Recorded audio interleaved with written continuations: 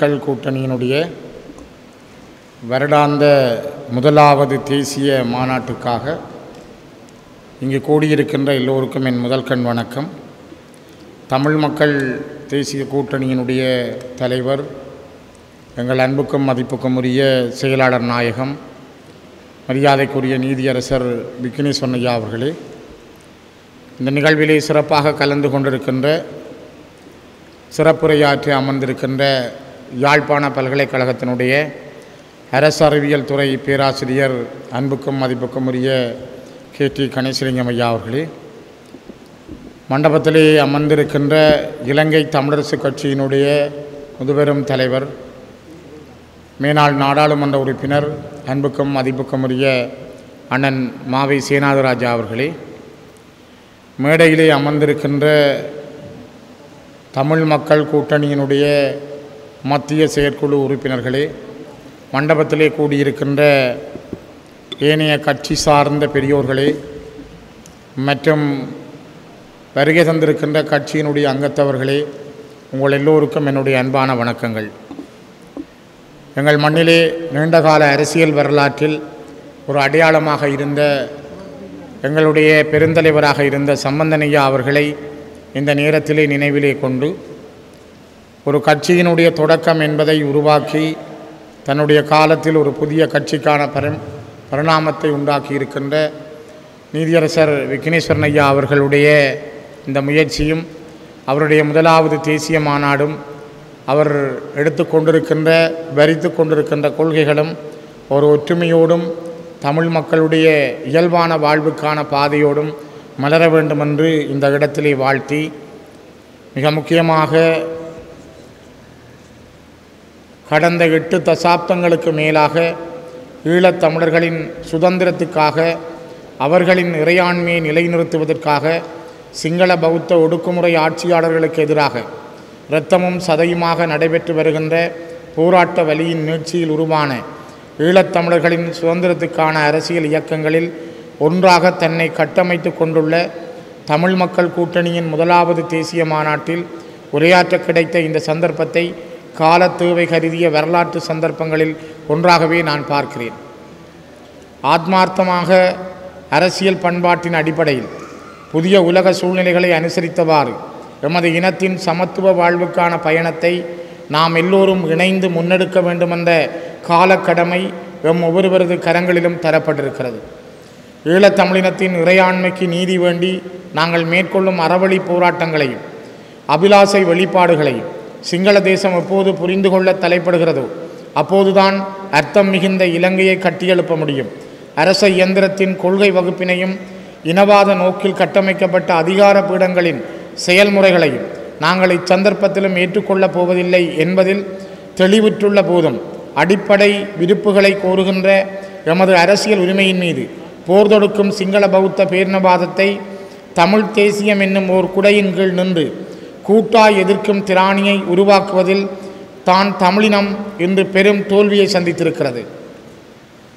8 தசாப்தங்கள் கடந்தும் நீர்த்து போகாத அரசியல் அபிலாசைகளை கொண்டிருக்கின்ற ஈழத்தமிழர்களின் அடிப்படை மற்றும் அரசியல் உரித்துக்களை அங்கீகரித்து அர்த்தமுள்ள அரசியல் அதிகார பகிர்வின் மூலம் இனச்சமத்துவத்தை அங்கீகரிக்கின்ற பொருளாதார சுவீட்சமுள்ள இலங்கையை கட்டியெழுப்புவதற்கு இலங்கை அரசு தொடர்ந்தும் தவறி வருகிறது என்பதை பிராந்திய மற்றும் சர்வதேச அரசுகள் உணர்ந்து கொள்ளும் காலமும் நேரமும் நெருங்கி வந்திருப்பதை புரிந்து கொள்ள முடிகிறது. இத்தகையதோர் சாதகத்தன்மை மிக்க அரசியல் சூழ்நிலையில் ஈழத்தமிழர்களின் குரலை தமிழ் தேசியம் என்னும் இயங்கு தளத்தில் நின்று கூட்டுக்குரலாக ஒருங்கிணைக்க வேண்டியது அவசியமானது. தமிழ் தேசிய அரசியலில் குறுகிய மற்றும் நீண்டகால இலக்குகளை தீர்மானித்தல், சர்வதேச உறவுகளை மெய்நிலையில் வலுப்படுத்தல், இளைய தலைமுறை அரசியலாளர்களை வலுப்படுத்தல், மக்களை அரசியல் மயப்படுத்தல், மக்களின் உணர்ச்சியையும் திரட்சியையும் ஒரு புள்ளியில் சந்திக்க வைத்தல் உள்ளிட்ட அரசியல் செல்நெறிகளை செயலுறப்பெறச் செய்ய வேண்டியுள்ளது என்பதையும் நாம் அறிவோம். மேற்கூறிய அத்தனையையும் இனநலன் ஒன்றையே நோக்காக கொண்ட நல்ல தலைமைத்துவத்தால் மட்டுமே ஏற்படுத்த முடியும்.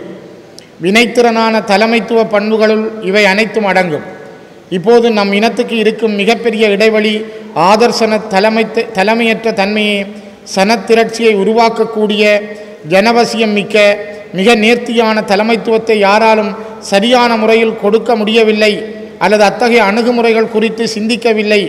ஆனால் அதற்கான களச்சூழலை உருவாக்க வேண்டியது காலப்பெரும் பணியாக எம்முன் உள்ளதை நாம் உணரத் தலைப்பட்டு ஆக வேண்டும்.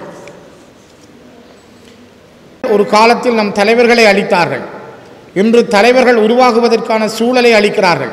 பொது எதிரியை எதிர்கொள்வதற்காக நமக்குள் உள்ள எதிர்ப்புணர்வுகளை புறந்தள்ளி ஒரு பொதுவான அரசியல் இயக்கத்துக்குள் நாம் நிலமும் புலமுமாக இணைய வேண்டும். இந்த புள்ளியில் தான் யதார்த்த புறநிலைகளை புரிந்தவர்களாக தனிப்பட்ட நலன்களை முன்னிறுத்தாது இன நலன்களை முன்னிறுத்தும் ஓர் கூட்டு தலைமையின் உருவாக்கம் குறித்தும் அத்தகைய நேர்கோட்டில் இயங்கும் ஒவ்வொரு கட்சிகளினதும் மரபார்ந்த தனித்துவங்களை பேணி ஒற்றுமைக்குள் வேற்றுமையும் வேற்றுமைக்குள் ஒற்றுமையும் காணுவது குறித்தும் கூட்டமைப்பை மீள உருவாக்குவது குறித்தும் அவ்வாறு மீளுருவாக்கம் பெறும் கூட்டமைப்பு என்பது தேர்தலுக்கான கூட்டமைப்பு என்பதை தாண்டி தேசத்துக்கான கூட்டமைப்பாக கட்டியெழுப்பப்பட வேண்டும் என்றும் அதற்கு தமிழ் தேசிய தலைவர்கள் ஒவ்வொருவரும் ஒத்துழைக்க வேண்டும் என்றும் இந்த மாநாட்டின் ஊடாக நான் அழைப்பு விடுக்கிறேன்.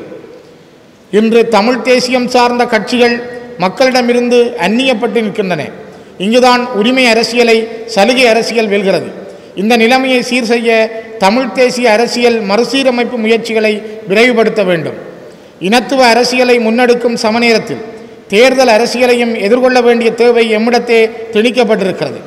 தேர்தல்கள் என்பதில் உள்ளூர் அதிகார சபை தேர்தல் இளைய அரசியலாளர்களுக்கான பயில்களமாகவும், மாகாண சபை தேர்தல்கள் என்பது அறிவும் ஆற்றலும் மிக்க துறைசார் விற்பனர்களை பயன்கொள்ளும் களமாகவும், பாராளுமன்ற தேர்தல் என்பது இனத்தின் அபிலாசைகளை சர்வதேச அரங்குக்கு கொண்டு செல்லும் விருப்பும் வாண்மையும் மிக்க தலைவர்களுக்கான களமாகவும் அமைய வேண்டும். இந்த சிந்தனை தெளிவு கட்சி ரீதியாக கட்டியெழுப்பப்பட வேண்டும். இவற்றை தாண்டி நிலத்தையும் புலத்தையும் நாம் உணர்ச்சிகளால் மட்டுமே பிணைத்து வைத்துள்ளோம். இது அறிவு மைய பிணைப்பாக மாற வேண்டும். இந்த விடயத்தில் உள்ள பலவீனங்கள் சுய பரிசோதனைக்கு உட்படுத்த வேண்டிய கால தேவை எழுந்துள்ளது. தமிழ் தேசிய அரசியலின் எதிர்காலம் நிலைத்திருப்பு நோக்கியும் தமிழினத்தினுடைய விடுதலை வேணவாக்களை முன்கொண்டு செல்வதற்கும் நிலத்திலும் புலத்திலும் தாய் தமிழகத்திலும் வாழுகின்ற தமிழர்கள் ஒன்றிணைய வேண்டியது காலத்தின் கட்டாயமாகும். ஈழத்தமிழர்கள் எவ்வாறு கொள்கை வேறுபாடுகளோடும் அரசியல் சித்தாந்த வேறுபாடுகளோடும் திசை வேறாக பிரிந்திருக்கிறார்களோ அதே போன்றதொரு பிரிவினைகள் மிகுந்த நிலைதான் புலத்திலும் வேரோடி இருக்கிறது. விடுதலை வேண்டி பயணிக்கும் எங்கள் இனம் தன் இலக்கை அடைந்து கொள்ளும் எதிர்கால பயணங்களில் இதனால் பல்வேறு நெருக்குதல்களை எதிர்கொள்ள நேரிடும். ஆழமாக நோக்கினால் ஈழத்தமிழ் தேசிய இனம் தொடர்ந்தும் தன் வல்லமைகள் அத்தனையையும் இழந்து கொண்டே இருக்கிறது. மாறாக எதையும் பெறவில்லை. அது அரசியல் தீர்வாக இருக்கலாம், நிலைத்திருக்கத்தக்க அபிவிருத்தியாகவும் இருக்கலாம். கருதத்தக்க எதையும் சுதந்திரத்துக்கு பின் எங்கள் இனம் பெறவே இல்லை. இனத்தின் விடுதலை குறித்த சிந்தனைகள் வலுக்குன்ற தொடங்கியிருக்கும் எங்களின் இரண்டாம் தலைமுறையினிடத்தே எங்கள் அறப்போர் குறித்த புரிதல்கள் குறுகி இருப்பதை அவதானிக்க முடிகிறது. தமிழ் மக்கள் கூட்டணியின் தலைவரை அண்மையில் சந்தித்து கலந்துரையாடிய இந்த நாட்டின் ஜனாதிபதி 40 வயதுக்கு உட்பட்ட இளைய தலைமுறையினர் அரசியல் நாட்டமற்றவர்களாக இருக்கிறார்கள் என்ற கருத்தை மிக நாசூக்காக பதிவு செய்திருந்தார். அரசியல் தெளிவும் கொள்கை பிடிப்பும் மிக்க இளையோரை வழிப்படுத்துகின்ற அரசியல் நெறிப்படுத்துகின்ற சமூக பொறுப்பிலிருந்து நாம் தவறி வருகிறோம் என்பதை உணர முடிகிறது. ஈழத்தமிழர்கள் எதிர்கொள்ளும் அடிப்படை பிரச்சனைகள் எவை என்ற கேள்வியை எங்கள் இளைய தலைமுறையை நோக்கி எழுப்பினால் நிலப்பறிப்பு, காணாமலாக்கப்பட்டோருக்கான நீதி, தமிழ் அரசியல் கைதிகளின் விடுதலை என்கின்ற 3 தள நிலைகளுமே அவர்களால் முன்னிலைப்படுத்தப்படுகின்றன. ஆனால் அந்த 3 பிரச்சனைகளும் இன விடுதலை போருக்கான களத்தை திறக்கவில்லை என்கின்ற பொது புரிதல் இன்று எங்களிடத்தே இல்லை. பலாலி விளிம்பு முதல் பொத்துவில் வரை தமிழர்களின் மரபு வழி தாயகமாக எங்கள் வசமிருந்த போதே எங்கள் இனத்தின் அறப்போர் ஆரம்பித்திருந்தது என்பதையும் மேற்சொன்ன காரணங்கள் அந்த போர் சார்ந்து பின்வந்த நாட்களில் வலிந்து திணிக்கப்பட்ட துணை காரணங்கள் தாம் என்பதையும் உணரத் தலைப்பட்டால் தான் இன விடுதலை போரின் அறநிலைசார் அடுத்த களங்களை உருவாக்க முடியும். ஆகவே கொள்கை ரீதியாக ஒன்றுபட்டு செயற்படுகின்ற ஏனைய தமிழ் அரசியல் கட்சிகளையும் அரவணைத்தவாறு புலம்பெயர் தேச கட்டமைப்புகளுடனும் இணைந்த வகையில் தமிழர்களின் தாகம் வெல்ல உழைப்பதே இங்குள்ள ஒவ்வொருவரினதும் முதன்மை கடமையாகும் என்பதை வலியுறுத்த விரும்புகிறேன். எமது சிந்தனைகளை மீள் வடிவமைப்புக்கு கொண்டு வருவதன் மூலம் காலத்தின் வேகத்துடனும் பூகோள மாற்றங்களுடனும் எமது மக்களின் அபிலாசை தளங்களில் இருந்து தடம்புரளாது பயணிக்க வேண்டியுள்ளது. இந்த நெருக்கடி மிக்க சூழலை எளிதாக கையாள்வதாயின் தமிழ் தேசிய கட்சிகளின் தலைவர்களும் பிரதிநிதிகளும், புலத்தில் இருந்தவாறு இனத்தின் விடுதலைக்காக அர்ப்பணிப்புடன் செயல்பட்டு வரும் உறவுகளும் ஒருங்கு சேர தம் அரசியல் பயணத்தை முன்கொண்டு செல்வதற்கான எதிர்கால வழி வரைபடம் ஒன்றையும் அதுசார் கொள்கை வகுப்புகளையும் உருவாக்க வேண்டும். அத்தகையதோர் தளத்தில் நின்று எல்லா தரப்பினரையும் இணைத்து செயலாற்றுவதன் தேவை உணர்ந்த ஒருவனாக, அந்த தளத்தின் இணைப்பு பாலமாக இருந்து என் எல்லா இயலுமைகளையும் கடந்தும் ஈழத்தமிழினத்தின் அரசியல் வேட்கையை சுமந்த பயணத்தின் பங்குதாரராக செயலாற்றுவதில் எனக்கிருக்கும் விருப்பையும் கடமையையும் நான் இவ்விடத்திலே வெளிப்படையாகவே பதிவு செய்து நிறைவு செய்கிறேன். மிக்க நன்றிகள்.